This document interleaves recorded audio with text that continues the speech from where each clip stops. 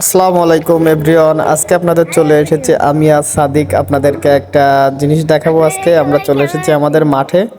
সেখানে কিন্তু অনেক সরিষা চাষ হয়েছে এবং আলু চাষ হয়েছে। সেগুলো আজকে আপনাদেরকে আমরা দেখাবো ঘুরে ঘুরে, আমি আর এবং সাদিক।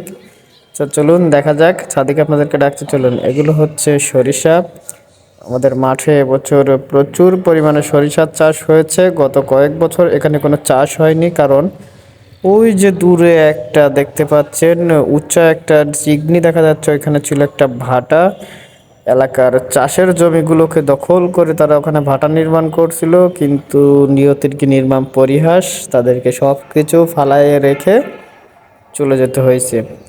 যার পরে বাংলার কৃষক আজকে আবারও ফিরে এসেছে চাষে। এই এলাকায় কিন্তু প্রচুর পরিমাণে সরিষা, আলু এবং শীতকালীন সবজির আবাদ প্রচুর হয়। এছাড়াও ধান চাষ হয়। কিন্তু আসলে কিছু কুচক্কুরি মহল, যারে বলা হয় কুচক্কুরি মহলের কারণে এটা ভাটা নির্মাণ হয়েছিল। কিন্তু আজকে আবার বাংলার কৃষক তাদের ফসল বুনতে শুরু করেছে। এ পাশে দেখতে পাচ্ছেন সাদিকের এক পাশে রয়েছে আলু এবং অন্য পাশে সরিষার ক্ষেত। সরিষা গাছে কিন্তু অলরেডি ফুল চলে আসছে। কত সুন্দর দেখা যায় দেখুন, যত দূর চোখ যায় সব সরিষার ক্ষেত। কিছুদিন পরে হয়তো এখানে আরো বেশি ভালো দেখাবে। এগুলো এখনো ফুল আসেনি, এগুলো সরিষার ক্ষেত। তবে যতদূর চোখ যায় দেখুন, যতদূর চোখ যায় সব সরিষা আর সরিষা। সরিষা, অনেক সরিষা হয় এই মাঠে। তবে এতদিন এই ভাটার কারণে মাঠটি দখল হয়েছিল, কিন্তু এখন আর কৃষকদের চাষে কোনো বাধা নেই। এপাশে দেখতে পাচ্ছেন, এপাশে কিন্তু অনেক আলুর চাষ করা হয়েছে। এক পাশে সরিষা, এক পাশে আলু, তারপর সামনে আরো কিছু দিক দিলে দেখা যাবে।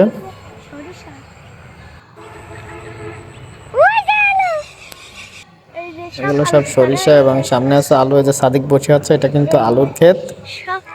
হ্যাঁ, আলু অলরেডি গাছ হয়ে গেছে, আর পানি দিয়ে ভিজানো আর কি আলুর চারাগুলো, যাতে সতেজ থাকে।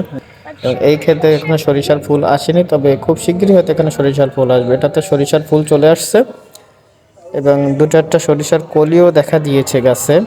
তবে আশা করা যায় এবছর সরিষা এবং আলুর কিন্তু ফলন অনেক ভালো হবে। কৃষকরাও আশাবাদী যে তাদের এবছর সরিষা এবং আলু অনেক ভালো হবে, কারণ এই জমিগুলো অনেক বছর ফেলানো থাকার পরেই কিন্তু তারা আবার নতুন করে চাষে নেমেছে কৃষকরা।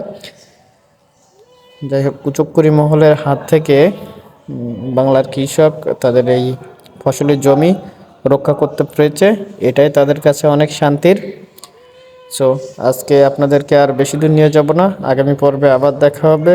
সো সবাই ভালো থাকুন, সুন্দর থাকুন, সুস্থ থাকুন। সেই পর্যন্ত আল্লাহ হাফেজ।